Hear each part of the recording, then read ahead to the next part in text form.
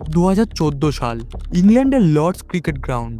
যেখানে বিশ্বের বড় বড় বোলাররা স্ট্রাগল করেন, সেখানে ইন্ডিয়ান বোলারদের জন্য থাকে সবথেকে বড় পরীক্ষা। কিন্তু ঠিক সেই মাঠেই 24 বছরের এক শান্ত ছেলে বল হাতে ম্যাজিক দেখিয়েছিলেন।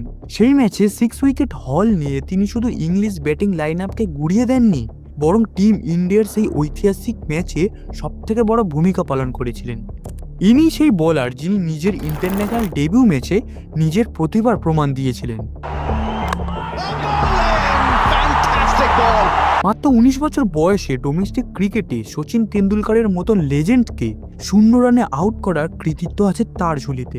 2016 এবং 2017 সালে দুবার পার্পেল ক্যাপ জেতা ভুবনেশ্বর কুমার, যাকে আমরা সবাই আদর করে ভুবি বলে ডাকি। ফ্যানেদের কাছে তিনি আজও সুইংয়ের রাজা। কিন্তু কেরিয়ারের সোনালি সময় এসে কেন তিনি আজ টিম ইন্ডিয়ার বাইরে?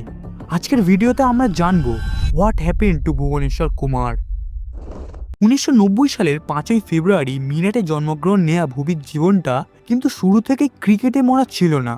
তার বাবা ছিলেন ইউপি পুলিশের ইন্সপেক্টর। মজার বিষয় হলো ভুবি প্রথমে ক্রিকেটার নয়, বরং ইন্ডিয়ান আর্মি অফিসার হওয়ার স্বপ্ন দেখতেন। কিন্তু তার বড় বোন রেখার বিশ্বাস ছিল ভুবির ভেতরে অসাধারণ প্রতিভা লুকিয়ে আছে।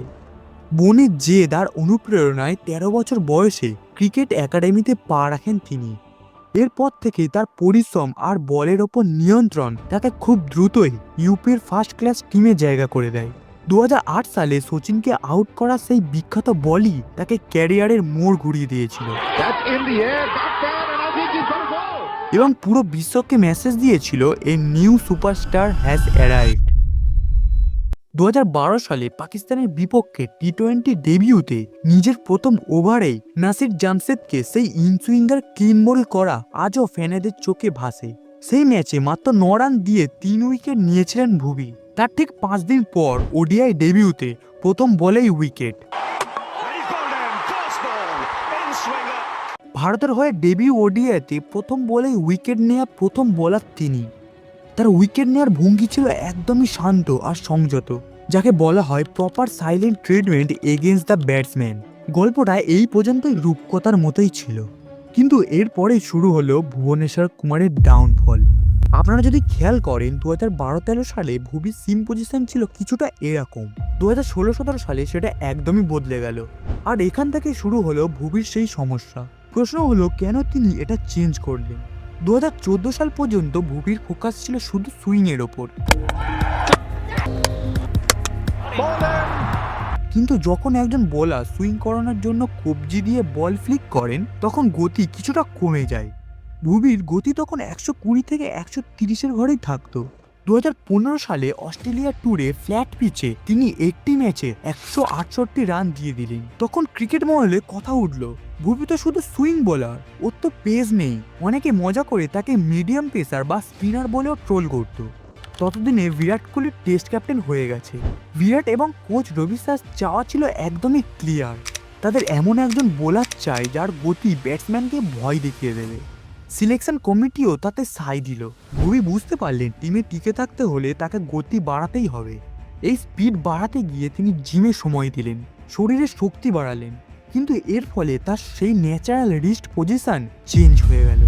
রেজাল্ট, তিনি 130-135 কিমি গতির একজন সাধারণ বোলারে পরিণত হলেন, যার না ছিল বুমরার মতন গতি, না ছিল সেই পুরনো ভুবির মতন সুইং।